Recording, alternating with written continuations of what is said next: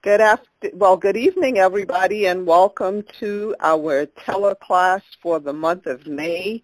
We're going to be hearing strategies for your real estate investing with none other than Kevin McQuay. I want to welcome everybody to the call tonight, but before we get started, as always, I encourage you to have a pen and a piece of paper so you can write some questions down. You're going to hear some very informative information tonight. We definitely want to give it back to GaREIA, and if you're ever in the Georgia area, come out to the headquarters on Tilly Mill, and if not, check us out on the website, which is www.georgerea.org. Check out the website. And we want to thank our president, Mike Jacobson, for the kind of trainings and everything that are allowed to be brought to the investors in the Georgia area. And definitely we want to give it back to our executive director, Karen Yap. She's the young lady that not only opened the call, but does so much to make sure that the investors get everything that they need to make their journey a lot more profitable. And one of the things we came up with is, again, the foundation of your business. And tonight, I'm very excited. My name is Wendy Lovejoy. I'm the marketing director for GaREIA, to bring to the call a gentleman that just has such an amazing background. I had the pleasure of having lunch with him a couple of weeks ago, and as I questioned him, he gave me so much content that I ran back to the office very excited and shared the information with Karen Yap, and we decided that this is trainings that need to be brought to our members. So without further hesitation, I'm going to allow Mr. Kevin McQuay to tell you a lot more about himself, starting with his background and what it is that made him get into real estate investing. So please, Kevin McQuay, the call is yours. Okay, thanks, Wendy. It's a pleasure being here. I'm really excited about getting more people more involved in real estate. But my background is, I'm kind of a simple person. I was born and raised in Fort Lauderdale, Florida. So I'm a beach boy by nature. And went off to school in North Carolina, believe it or not, majored in mathematics and got an MBA from Duke University and majored in finance. But got several jobs before that as a computer programmer, doing various things, and then I went to work for Procter & Gamble after I left Duke University. And a mix of the MBA in finance and IT was a pretty good mix for me. And did various jobs for them, worked in several parts of the country. Couldn't take the cold in Cincinnati, so I decided to move to Atlanta, where I went to work for Georgia Pacific for a while. Worked for the CIO with them for quite some time. Then I left Georgia Pacific and went to work for IBM, where I got my true consulting background because I was a project executive for them, where I worked on various multi-million-dollar projects for IBM, selling everything from IT services to business services to building data centers for GaREIA Hospital and the like. But kept bumping my head against the glass ceiling at IBM, so I decided to start my own consulting company. And McQuay Consulting is what I'm an employee of now, and I pretty much do that, and shifted my focus from corporate consulting to real estate shortly after reading this book by Richard Kiyosaki about Rich Dad, Poor Dad, and realizing that residual income is the way to go in to get ahead in this world. So that's kind of what led me to real estate, and started out doing mostly buying houses on the courthouse steps. I would look at 200 or 300 houses a month to buy one or two in the courthouse steps a month. Been doing it full time for almost over 10, 11 years now. Bought all kinds of houses, done some quick flips or quick turns.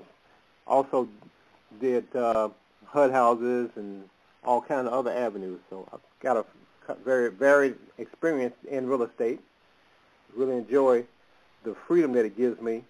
And like I said, I do this full time now because I'm pretty much self-supporting all by real estate.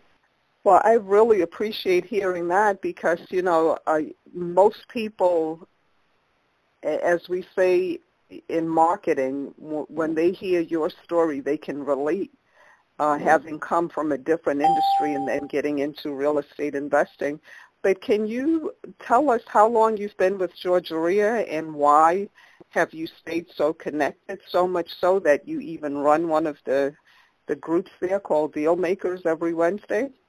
Yeah, when I first started looking at real estate, a good friend of mine told me about GaREIA and said that it would be a good place to just get some general knowledge about real estate because, like I said before, I was pretty much a corporate rat and had an MBA in finance and did lots of projects for corporate America, but didn't do very much from a real estate perspective.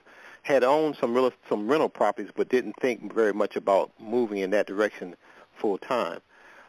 When I came to GaREIA, I was just fascinated by having so many like-minded people with the same focus as me. In other words, trying to let real estate be a home for them, and that's what got me excited about GaREIA. I went to every subgroup I can get into and meet, and I decided to joined shortly after I went to several subgroups, and I've been a member ever since. Over 10 years now I've been a member, and I started leading the Deal Maker subgroup because that's really one that really touched my heart from a standpoint of having more people in that group that were full-timers, and the experience in that group was just fascinating to me. So you can bring an issue to that group and work through it with a lot of different points of view.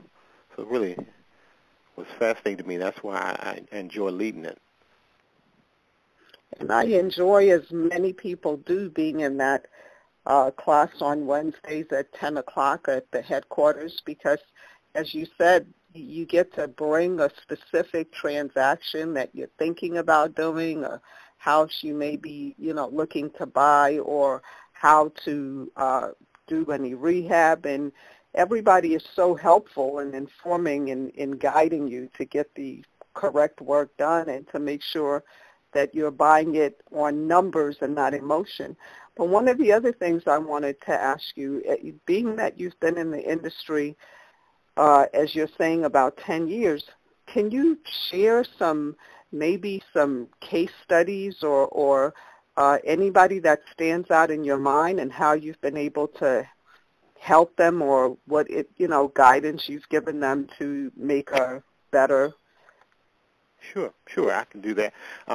Like I said, when I started changed my consulting focus from IT and business to real estate, one of the things I got into also was mentoring and working with other people trying to get into business. And what I found that there's a typical kind of person that normally moves to real estate, and in my opinion, and that's someone I've talked to several different people over the years, and the typical person is somebody that I see that a lot of times may have an undergraduate degree or some type of degree, and usually in their mid-30s or later, because I think it takes a while for people to realize it takes a while that they can't really make it in corporate America. And so that person also tends to have several different job experiences, in my opinion. I talked to very few people that hasn't at least quit a job once or been laid off and moved to another job. And that I think that varied experience helps you in your real estate ventures too. Some of the other commonalities I see is that most of them have either owned their own home or owned a rental property, or had somebody very close to them that has done that. Similar to my own situation, I had rental property before I started doing it full time, and didn't even ring a bell to me how important that was or how significant that was until later in my career. And another common thread I see with a lot of people, they want to get into the business, and a lot of people don't have a lot of money, so they like to go in and do quick flips or bird dogging early on, and then buy and hold as a more of a later strategy. that tends to be the typical kind of person I see that gets into real estate nowadays. So if for somebody who may be listening on this call and they're brand new to real estate and don't know, what does the terminology bird dogging or wholesaling mean? Well, bird dogging is basically when you're going out. It's an avenue a lot of people get into early on because they don't have a lot of money, and investors that are buying and selling houses will pay people to go out and find deals for them. And we typically call those people that do that bird dogs. They're going out and finding deals. They go out and they canvass an area or they farm an area, and they bring that deal back to the investor that's going to put the money up and buy the deal, and they'll pay them to bring it to them. And we call that bird dogging. And awesome. Wholesaling is basically when a wholesaler is when they typically go out and find a deal. They usually get that deal under contract and have a clause in the contract where they can sell that deal or give that deal to the final investor that's actually going to take advantage of it. So that's pretty much, and they do that obviously for a fee. They take a cut off the top when they do when they wholesale properties to other investors. Now, with my experience at GaREIA, I have different type, people come to me and ask me about real estate, and some of them are brand spanking new. Recently, a young lady that was looking to start her real estate investing at GaREIA, but needed to be in different places throughout the year. Can you think of what you would say to somebody who's brand new in real estate investing? What would be the first thing you would suggest that they do besides going to take classes? Because I know you said that earlier, but besides going to take as many classes as possible, what would be the first step that you would say this would be wisdom? Well, what I normally tell people that are brand new, and brand new can be misleading because you can be brand new to real estate and be, 55 years old. Brand new to trying to do it as a livelihood or source of income, I would tell them the first to sit back and do a self-assessment and try to find out, or at least identify, what are your personal goals. What are you trying to do? Are you trying to create enough income to live off of, or are you trying to just do a couple things, or you just like real estate? Do a self-assessment, what kind of things you like to do and don't like to do, because there's a lot of things in real estate that don't fit certain types of people, and there's a lot of avenues you can go that fit your personality in real estate. Example might be, if you're not a people person, you may want to try buying on the courthouse steps because you don't have to deal with the homeowners as much if you're buying on the courthouse steps, things of that nature. But I would first say start with a self-assessment, find out what you like to do and what you don't like to do, and then I can't go away from getting some education, because you got to take some fundamental courses to try to understand what the different avenues of real estate are and what they can provide for you. But once you get that education, you do that self-assessment, then you need to create a plan. You set some realistic goals for yourself, and you may have to have some help setting those goals with somebody with experience in real estate. But you definitely have to get that education and that experience, even if you have to partner with somebody or bring somebody in with the experience to try to help you set some realistic goals. And that would be the first thing I would tell them to do, because without that plan, you're really just saying, I want to be a real estate investor. Because in Georgia or in a lot of areas, you don't need to have a license to be an investor. You just say, I'm an investor, and you can just go off and you can spend a lot of time doing the wrong things or going around in circles if you don't have a plan set on what you're trying to do and how you're trying to accomplish it. And what would you consider, Kevin, as fundamental courses that GaREIA offers? Well, the first I would definitely say go there. We have a new hires, not new hires, but a new investor subgroup, and they bring a lot of topics in that are of interest to people new to investing. And then secondly, I would say go out to the website and try to go to every subgroup that you can, whether it's something you're interested in or not, because when you go to that subgroup, two things happen. One, you have an opportunity to network with people.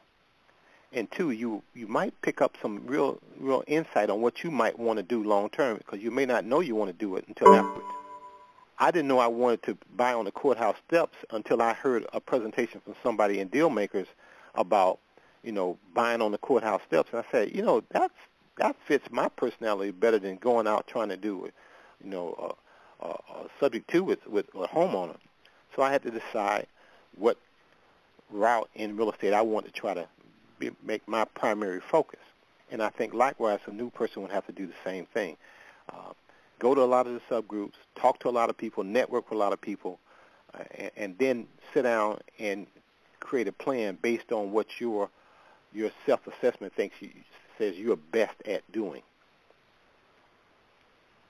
And buying at the courthouse steps, do you need a lot of cash? Do you need to know a lot of terminology? What is necessary to buy on the steps if you're brand new? Well, I wouldn't necessarily recommend somebody brand new going to the courthouse steps, although that's what I did. One, in Georgia, you need to have all sales on the courthouse steps are final, and they're all cash. You can't go to the steps and say I want to buy this house and I'll go take out a loan for it. That to me, reason that was attractive to me because that was another barrier to entry, and I'm big on trying to create barriers to entry in the avenues I want to go in, and I figured everybody doesn't have the cash to go out and buy on the steps, so that would limit my competition. But you do have to have all cash when you're bidding on the courthouse steps, and two, you have to know something about due diligence, which is something that you need to know always, but it's more so important on the courthouse steps because all sales are final. So you buy a house, whether it's clear or not, you have to do your own homework and make sure that what kind of house shape that house is in and what kind of situation that it is from a lien perspective, because you can't rescind that offer after it's been accepted and you pay for it.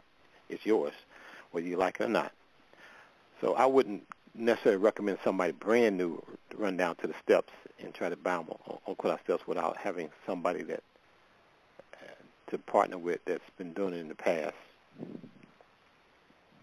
So give us an example of say, again, I know you do talk to a lot of people, and the last time you and I met in person, you mentioned to me that you had just spoken with a young lady, and can you share some of the things that you went over with her or some of the questions she may have had? Because you mentioned to me that she was somebody that was pretty new to GaREIA.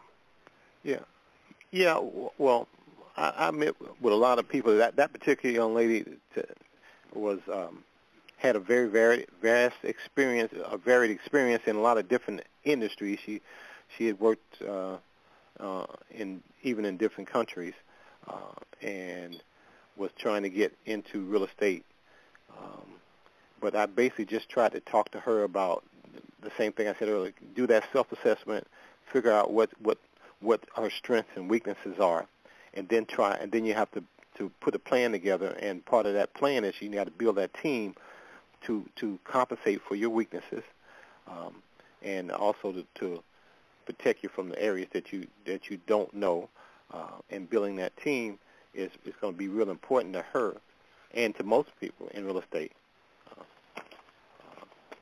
So in building your team, because that's as somebody who trains on marketing, when I say to people, build your team, one of the questions I get is, well, I haven't done my first real estate deal yet, so who do I need on my team? So if you haven't found your first property yet, what kind of team should you have in place or should be putting in place? Who are the first, say, 5 key people you need to connect with?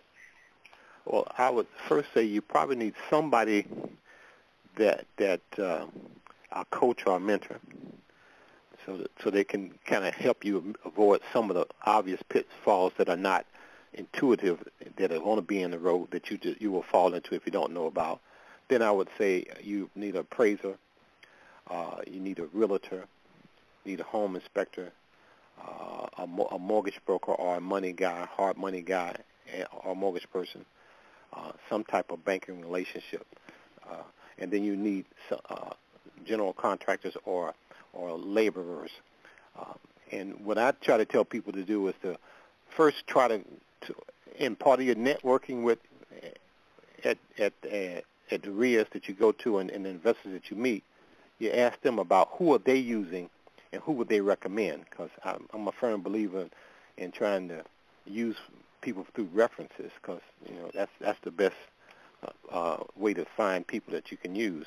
And I say talk to two or three of each in each one of those areas, 2 or 3 people that work in each one of those areas, and choose the one that best fits your personality.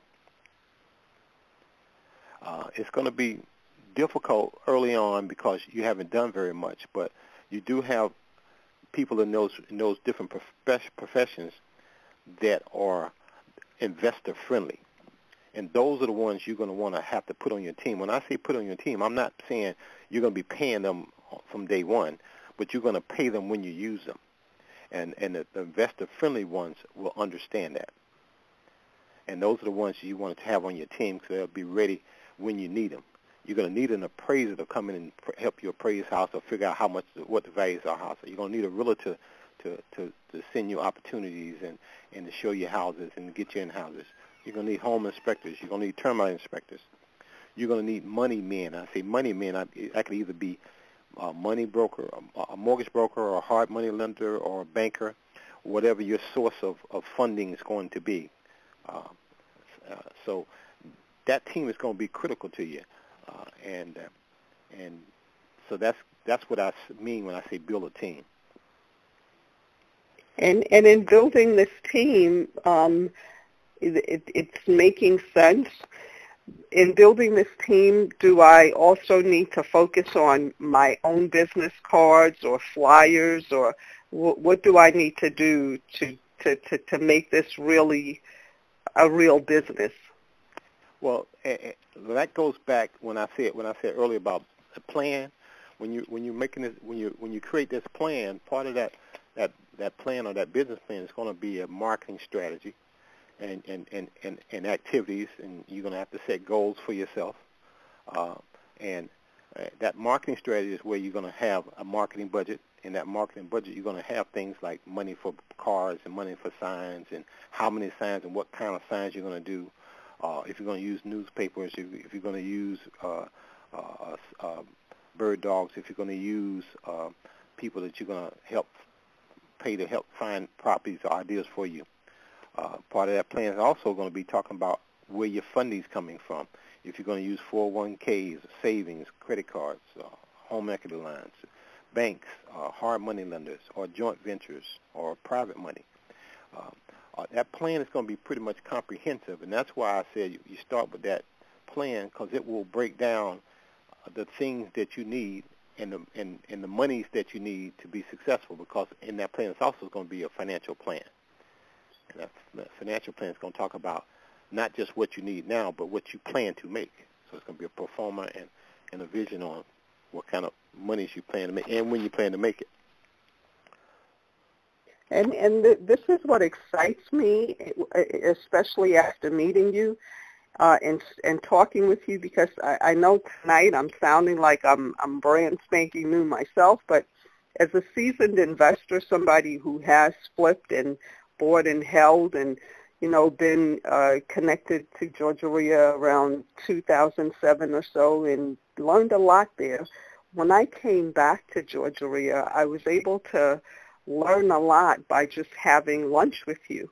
So I'm even more excited that GaREIA is putting together a coaching program, because in every industry that I've had success in, and I know you're similar, it was because I had a coach. And most people think when you pay somebody to train you, it's costing. And I say it's really saving you money because they can teach you shortcuts. You wouldn't become a doctor without going to years and years of school.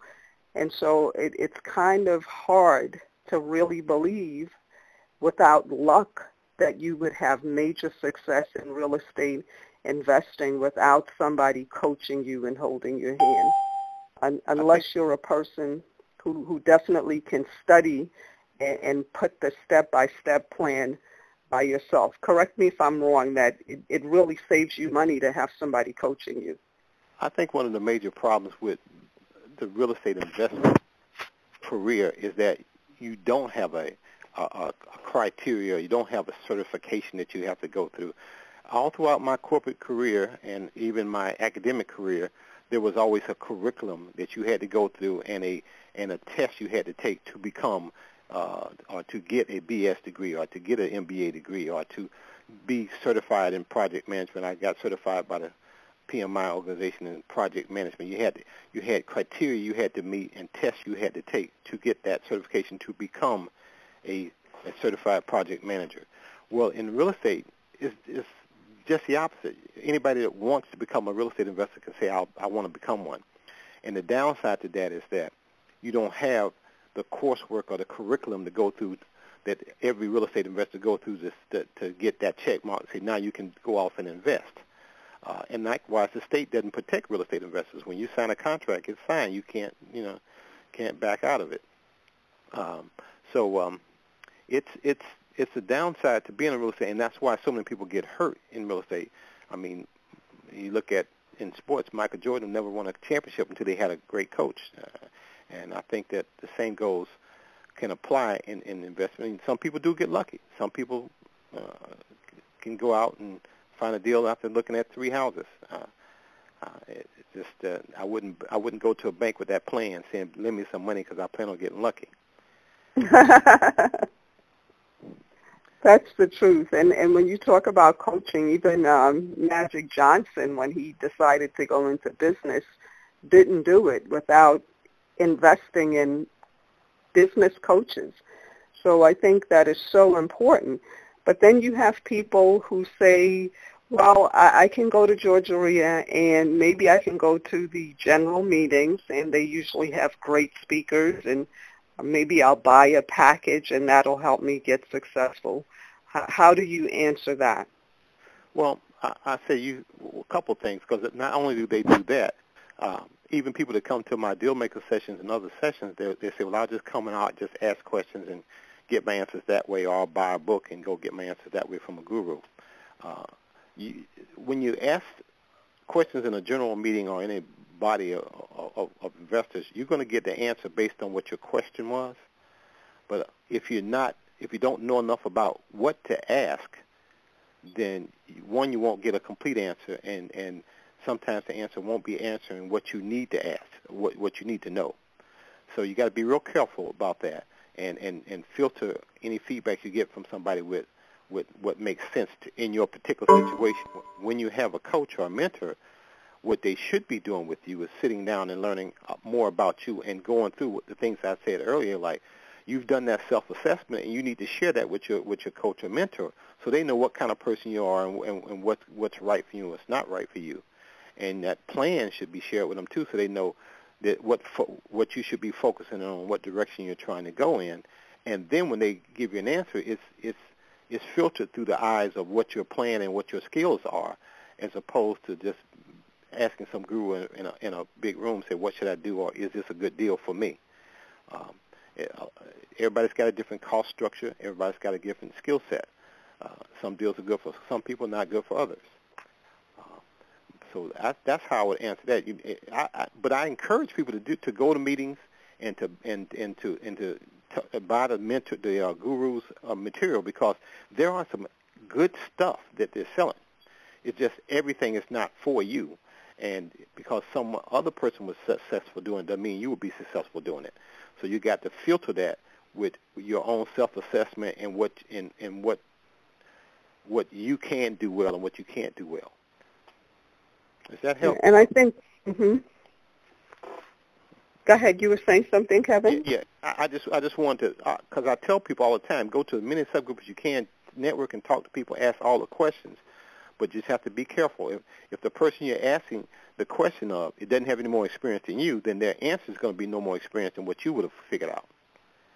So that's the downside of that. And if you buy a book that tells you what to do and all of, and something comes different than what's in the book, then you're left basically using your own experience to try to figure out what to do next, and that might not be the best approach to take.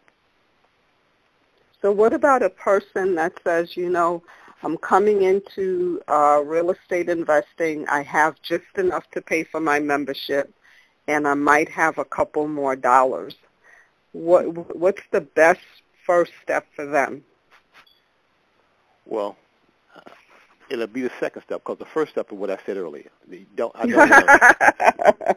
The second step would be is that if you just got a couple of dollars, then you need to, one, don't quit your day job, and two, try to partner with people and bring your resources to the table, whatever those resources are. If it's not money, it could be time, it could be effort, because you can learn a lot by working with somebody with experience that has the money, and you do some of the legwork or some of the dirty work, whatever that might be. Because I believe everybody has something they can bring to the table. You just got to find somebody that needs that something, and it's worthwhile to them to let you be on their team so that you can learn how to do what they do.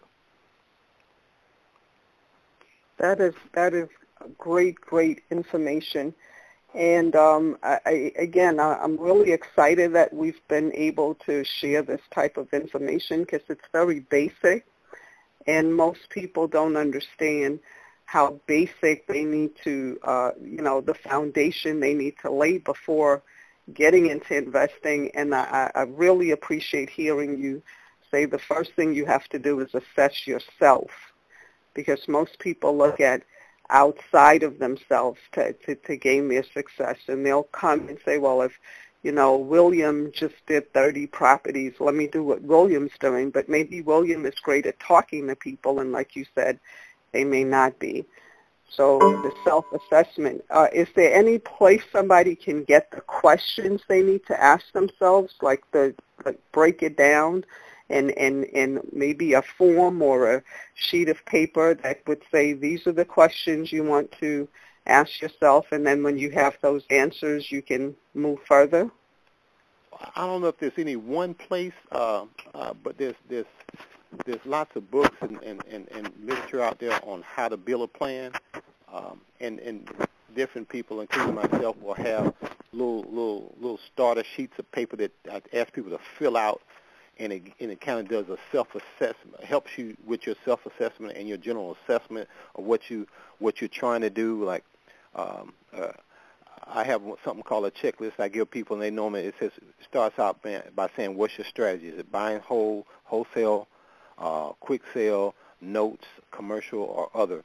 Then it has a goals, and you have to set yourself some type of goals on what you're doing this for and why you're doing it.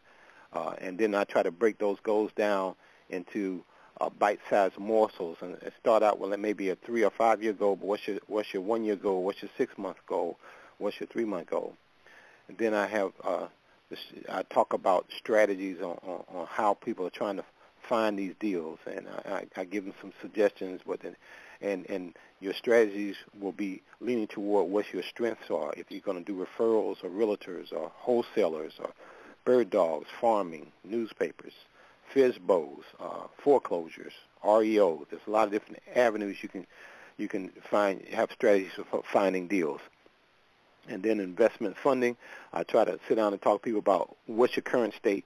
I'm a big proponent of using other people's money, but I'd be remiss if I didn't say you're going to need some money.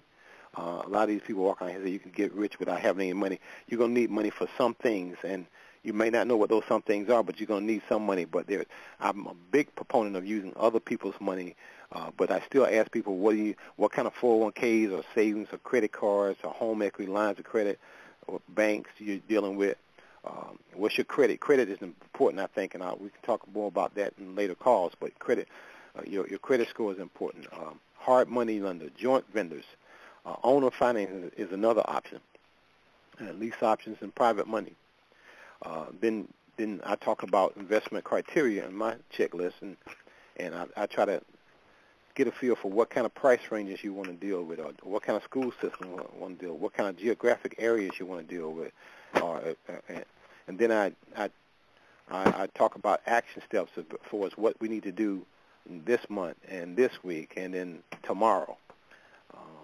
And then you can't forget about building that team again. Going back to building that team, I try to give them a checklist on and I put, say, 3 or 4 slots next to each one of the team members and say, go off and interview 3 or 4 people in each one of these disciplines to decide who you want to go to when you need that particular profession. So that's kind of where I am. But as far as a place to get these documents, you can buy a lot of these gurus packages that come to town. They might have some checklists, or you can go read some self-help books. There's a lot of different ways you can get a checklist to create something like that. Great. Okay. And since you mentioned in the upcoming calls, we have another one with you and myself on actually Monday. It would be great if we can go over the credit, as you just mentioned, and some action steps. Would that be possible? Sure, we can do that. I was going to go a little bit more in the real estate investing process too, and major steps involved in a real estate purchase also on that next call. Just the highlights of that, I was thinking of something like setting goals, developing a source of funding, locate good deals, property evaluations, then face-to-face negotiations, how to close the deal, then the fix and rehab and cleanup. And it was like the general topics I wanted to cover on the next call, if that was what the audience wanted to hear. Oh, definitely. I want to hear that myself. So I think on the next call, I'll just introduce you, and you can go line by line, precept by precept, and we can all take notes, including myself, because that's very, very helpful information. And before we open up for questions and comments, this Saturday, I'm actually going to be doing a marketing and focusing on your real estate investing and marketing to attract buyers and sellers. Do you think that's a great thing for a new person and a seasoned investor to come out and get involved in that training? I think that's excellent, because, and not just because I used to work for Procter & Gamble, who was one of the largest marketing companies in the world, and they made billions of dollars in understanding how marketing can influence your success in business. So I think that you can't belittle the importance of marketing in your real estate investment.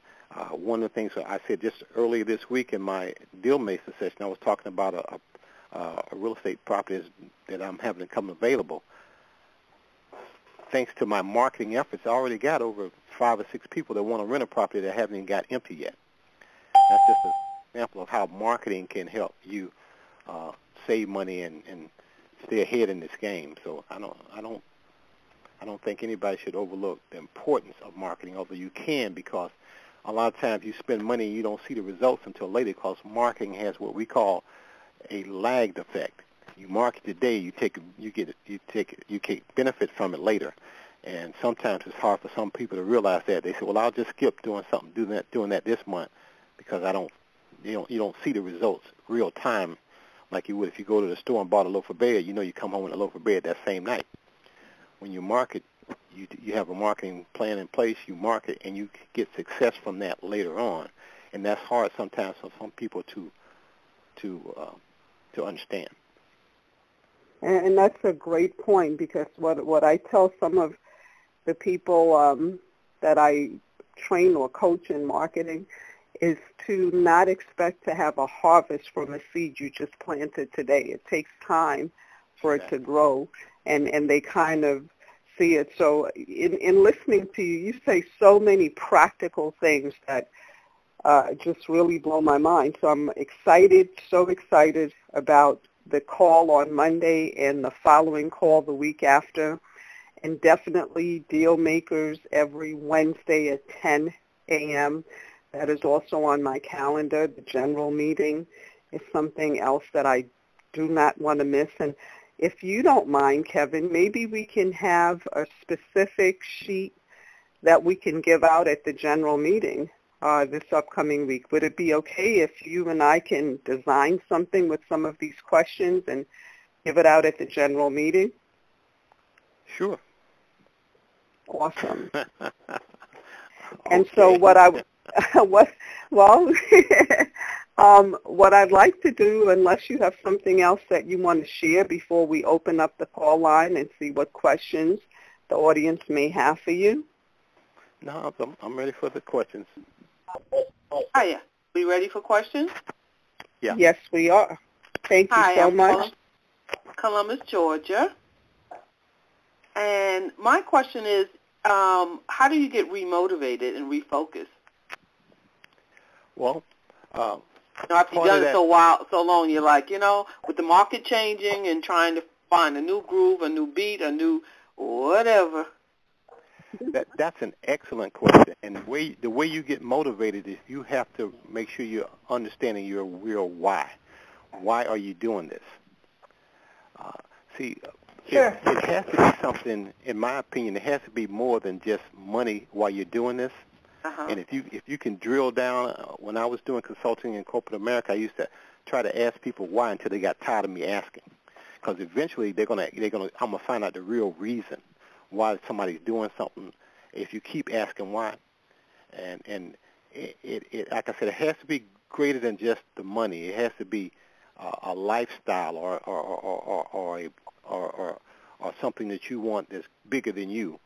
A legacy that you want to leave to your kids or something like that.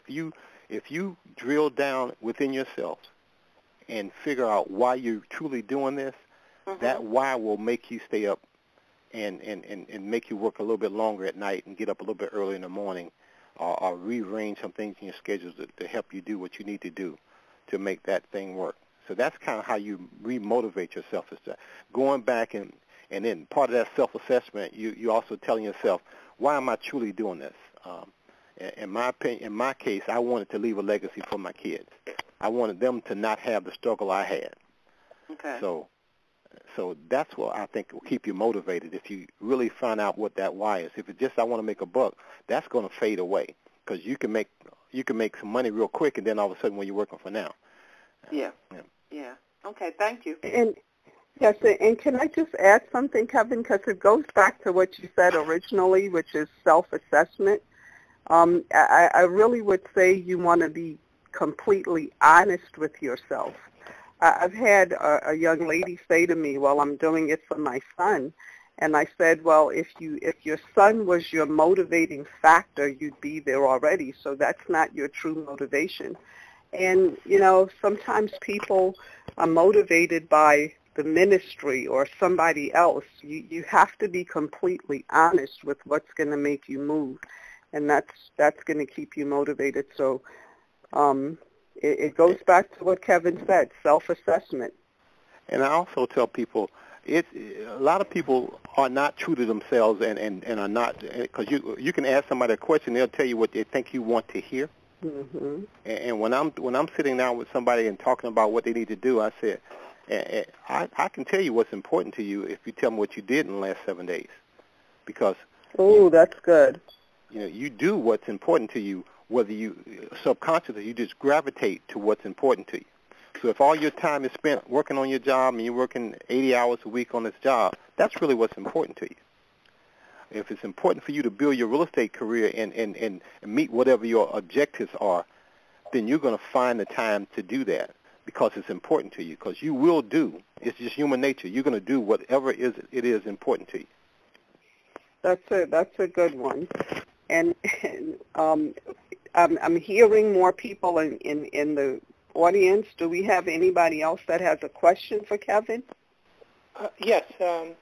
Kevin, first of all, thanks for this. We appreciate it.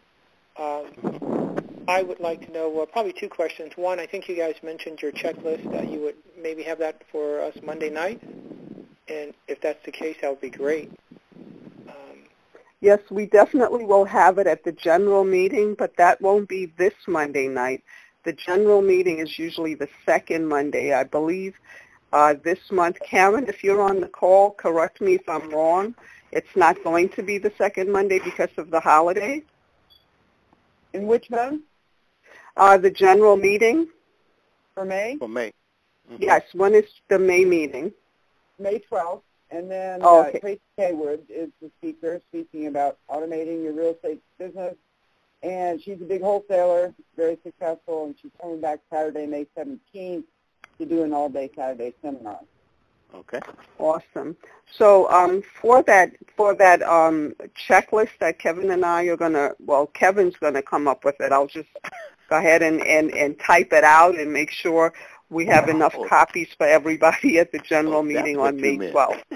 That's what I meant. I meant you just tell me the stuff and I will get it out to the audience. So please come out to the general meeting on May 12th. Please continue with your question. The gentleman that was talking to Kevin, yeah. I just wanted to confirm that. Mm-hmm. Yeah, thank you. The other question I had is I wanted to get your opinion, either Kevin's or Wendy's, in terms of getting your real estate license as an investor. Any advantages, disadvantages as you see it? Well, I have a... Go ahead, Wendy. Well, for me personally, I was a real estate broker in the New York area for about 15 years, and when I came to Atlanta, I just decided to ask New York to hold my license because I was under the impression that you get held to different standards as a broker, and I wanted to operate only as an investor. I didn't want a license holding me. I preferred to just work with other licensed realtors. And that's just my choice. But what would you say, Kevin? I have a love-hate relationship with real estate licenses. I think people get it confused when they go out and say, I want to be an investor, and a lot of times the first thing they do is go out and get a realtor's license. A realtor's license, in my opinion, is just a license to go out and sell real estate properties. It has nothing to do with being an investor. And most of the courses you take in the classes you see in will not be focused on investing in real estate. So the license itself won't help you be an investor. I've also heard people say, well, I get my real estate license so that I can have access to the MLS. Well, exactly. That's why you have a realtor on your team, to have access to the MLS. And any real estate, any investor-friendly realtor will give you access as much as you want and will do whatever you want and pull whatever queries you want freely and easily and quickly for you if they're investor-friendly. And there are a lot of investor-friendly realtors out there. So in my personal opinion, you don't need a license to be an investor. Matter of fact, the two have nothing to do with each other. And you are held to a higher level of scrutiny if you have a real estate license. If you're an investor, you got to disclose that to all your people you're dealing with and things of that nature. Well, you don't have to worry about that if you don't have a license. And people say, well, I can make commissions. I say, well, you shouldn't be in this game as an investor to make commissions. There's a pie of income in real estate, and you want to have the bigger slices of the pie. That little thin 3 to 6% slice of the pie, I don't mind giving that to somebody if they're working for it, because it's a much bigger piece of the pie. There's the other 90% of that pie that you're going to have as an investor. So I wouldn't worry about that 6% commission you're going to pay somebody to do their job. And there again, it has nothing, in my opinion, to do with being an investor to have a license. It only, in my opinion, sort of restricts you back, holds you back a little bit. Well, thank you both for that. Do we have any other questions? I have one last one. What do you see the real estate market for 2014? Is it holding, flipping, or after what we went through? Is the real estate market holding, or is it holding a good strategy? What do you mean by holding? That's the question. I guess what's the best strategy for 2014? Well, I'm a little biased, so I'll just have to throw that out there before I answer. I believe that buy and hold is a strategy that you should be nearest and dearest to you, because I just have a fundamental problem with finding a fantastic deal and then selling it. And my other main focus is creating wealth, and I think you create wealth by creating residual income. And if you don't buy and hold, then you don't have residual income. Okay. So that's why I am biased. Not saying that's the only route to go, but that's just my personal opinion about what's the best strategy going forward. Go out, find a fantastic deal, and then let it create money for you ongoing. It's the strategy I would recommend to be the best strategy. There are situations where quick turns or flips are the best thing for you at that particular moment. But the best strategy, in my opinion, is buy and hold. Okay, great. Thank you. Thank you. And I guess with that, we're going to let Kevin close us out. We want to thank everybody that's been on the call tonight. And if you have any future questions, please write them down. And we will be doing another call on Monday night, same time, same phone number. In the meanwhile, you can connect with us on social media, Facebook, LinkedIn, Twitter. Definitely come out to, go ahead. Wendy, you said Monday night. I thought the next one was not Monday. The next one I have on my calendar is Monday, and then the week after that, a Thursday. It's Tuesday, May 6th. Yeah, it's the Tuesday 6th. on mine. Okay. Yeah. That's fine. I thank you for correcting me. Nope, I just wanted to make sure. Yes, no, I appreciate that because I have Monday. So we have Tuesday at 8, and we'll speak on that. But anyway, we want to thank you guys for coming on these calls, because we do this call for the people that can get on the phone and get this information. You can't always come out. And so we want to thank you for that. We want to thank, again, Executive Director Karen Yap for making sure these calls are, operating and well organized and get to the public.